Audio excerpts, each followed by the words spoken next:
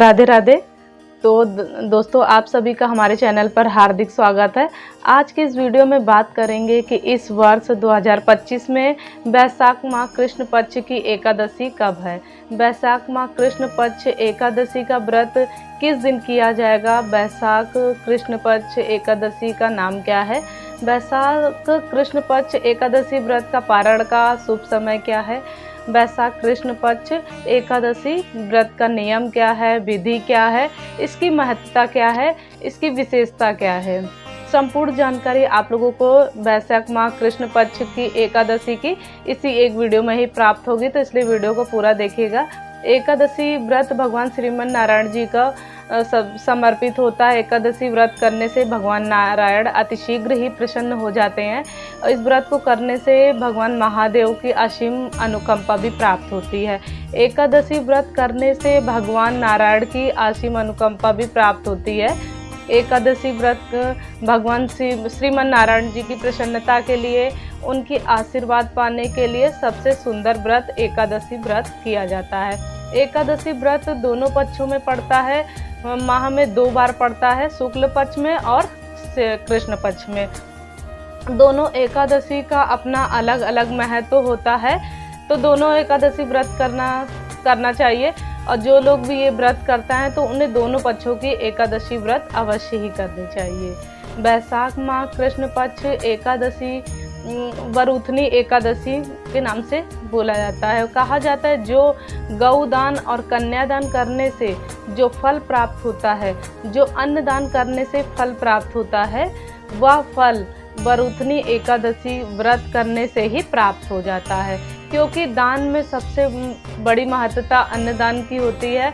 सबसे बड़ा अन्नदान होता है और कन्यादान होता है। तो इन दोनों दानों का पुण्य केवल वरुथनी एकादशी व्रत करने से प्राप्त हो जाता है। कहा जाता है कि अभाग्नि स्त्री भी यदि इस व्रत को करती है, वैशाख माह कृष्ण पक्ष वरुथनी एकादशी का व्रत कर लेती है, तो उसका सौभाग्य की प्राप्ति होती है। इतना सुंदर, इतना उत्तम इस व्रत को माना गया है, जो कि भगवान नारायण का सबसे प्रिय व्रत है। तो इसलिए सभी को चाहिए कि वैशाख माह कृष्ण पक्ष की वरुथनी एकादशी का व्रत अवश्य ही करना चाहिए।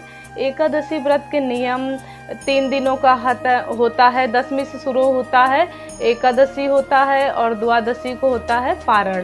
तो दशमी से लेकर के द्वादशी तक ब्रह्मचर्य से, तो दशमी को सात्विक भोजन करना चाहिए है, तामसिक भोजन का त्याग कर देना चाहिए, लहसुन प्याज इत्यादि का त्याग कर देना चाहिए, छोड़ देना चाहिए।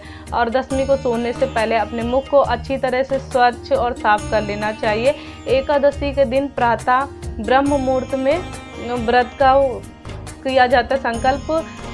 स्नान वगैरह करके दैनिक कार्य निवृत्त करके गंगा जल से स्नान करना चाहिए। स्वच्छ और साफ वस्त्र धारण करने चाहिए और हो सके तो पीला वस्त्र धारण करनी चाहिए। अगर ऐसा नहीं है तो पीला दुपट्टा या पीला गमछा ओढ़ करके करें। तो अपने पूजा घर में एक आसन लगा करके विराजमान हो। तो इस तरीके से ये जो एक वरुथनी एकादशी व्रत है तो ये किया जाता है और ये बहुत ही अच्छा व्रत होता है। तो सभी लोगों तो अपनी पूजा घर में एक आसन लगाना है और उसमें विराजमान होना है। भगवान नारायण के सन्मुख पहले हाथ में जल, पुष्प और फिर संकल्प लेना चाहिए कि हे भगवान नारायण, आज मैं आपकी प्रसन्नता के लिए, आपकी कृपा पाने के लिए, आपकी असीम अनुकंपा पाने के लिए वैशाख माह कृष्ण पक्ष की वरुथनी एकादशी व्रत का कर रही हूँ या कर रहा हूँ।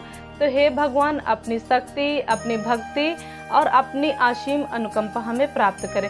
तो हे भगवान, आज के दिन हमसे कोई अपराध ना हो, हमसे कोई गलत कार्य ना हो। तो हे भगवान, हमारे व्रत की, हमारे संकल्प की आप रक्षा करें। ऐसा बोल करके हाथ में लिए जल और पुष्प भगवान को समर्पित करें। उसके बाद में जो भी सामग्री आपके पास में हो, भगवान का श्रद्धा, भक्ति, विश्वास के साथ में, तन्मयता के साथ में पूजन अर्चन वंदन करना चाहिए। जल से पुष्प, धूप, दीप, नैवेद्य, फल, मीठा जो कुछ भी आपके पास में हो, भगवान को भोग लगाना चाहिए। भगवान के भोग में तुलसी पत्ता अवश्य ही लगाएं और अवश्य समर्पित करें। पूजन अर्चन वंदन करने के बाद में वैशाख कृष्ण पक्ष वरुथनी एकादशी व्रत की कथा को पढ़ना और सुनना चाहिए। तो कथा जरूर सुने। कथा सुनने के बाद में भगवान को जो सबसे उत्तम मंत्र होता है ओम नमो भगवते वासुदेवाय नमः, तो इस मंत्र का ज़्यादा से ज़्यादा जप करना चाहिए। उसके बाद में भगवान की आरती करनी चाहिए। आपका व्रत शुभारंभ हो जाता है। जिस तरीके आप की मतलब आपका सामर्थ्य दे रहा हो शरीर, निराजल फलाहार करके, जैसा भी आप सामर्थ्य हो आपका वैसे आप व्रत करें। दिन भर आप जो है भगवान का चिंतन जरूर करें, भगवान में ही अपना मन रमाएं, अपना मन लगाएं। हो सके तो संतों और ब्राह्मणों की सेवा मिल जाए तो उस दिन दान पुण्य का अवसर प्राप्त हो तो दान पुण्य करें। शाम को पुनः स्वच्छ साफ वस्त्र धारण करने चाहिए और स्नान आदि करके फिर भगवान का पूजन अर्चन वंदन करना चाहिए। एकादशी में रात्रि जागरण का विशेष महत्व होता है। यदि आपके पास में समय है तो आप रात्रि जागरण अवश्य ही करें। यदि समय का अभाव है, समय नहीं है आपके पास में, तो आप कुछ देर कम से कम आधा घंटा के लिए भगवान का ध्यान करें, स्मरण करें, जप करें और भगवान का भजन करें। उसके बाद में एकादशी के दूसरे दिन प्रातः फिर सुबह जल्दी उठ करके स्नान आदि से निवृत्त हो करके भगवान का पूजन अर्चन वंदन करें। उसके बाद में पारण करना है तो पारण से पहले ही ब्राह्मण के निवृत्त सीधा जरूर निकाल दीजिए, दक्षिणा के साथ में निकालिए और उन तक पहुंचा दे या निकाल करके रख दीजिए। आप बाद में सूर्य अस्त होने से पहले उनको दे आइए। तो ध्यान रखना है आपको, व्रत का पारण तुलसी मिश्रित गंगा जल से या भगवान के पंचामृत से या भगवान के चरणोत्तक से या मुख में चावल डाल करके पारण करना चाहिए और पारण समय के अनुसार ही करना चाहिए, क्योंकि द्वादशी का जो चौथाई एक भाग है तो वह हरिवासर होता है। तो हरिवासर में पारण नहीं करना चाहिए और द्वादशी में ही पारण करना चाहिए। इसका विशेष ध्यान रखना है। तो इस प्रकार जो एकादशी का व्रत करता है भगवान की असीम अनुकंपा उन्हें अवश्य ही प्राप्त होती है। धन संपत्ति, सुख, शांति, आयु, आरोग्य भगवान नारायण की विशेष अनुकंपा प्राप्त होती है। तो इस जन्म में वह भौतिक सुखों को प्राप्त करता हुआ अंत में भगवान के धाम, भगवान के लोक और वैकुंठ धाम को प्राप्त होता है। तो बहुत ही बड़ी महिमा एकादशी व्रत की है, इसलिए सबसे उत्तम है। प्रत्येक व्यक्ति को अपने जीवन में एकादशी व्रत अवश्य ही करना चाहिए। इस वर्ष 2025 में वैशाख माह कृष्ण पक्ष एकादशी तिथि का प्रारंभ हो रहा है। बुधवार को 23 अप्रैल को हो रहा है, शाम को 4:43 पे हो रहा है। जो अगले दिन गुरुवार को 24 अप्रैल को दिन में 2:32 पे समाप्त होगा। तो एकादशी तिथि तब तक रहेगी। उदया तिथि के अनुसार वैशाख माह कृष्ण पक्ष बरुथनी एकादशी व्रत गुरुवार 24 अप्रैल को संपन्न किया जाएगा।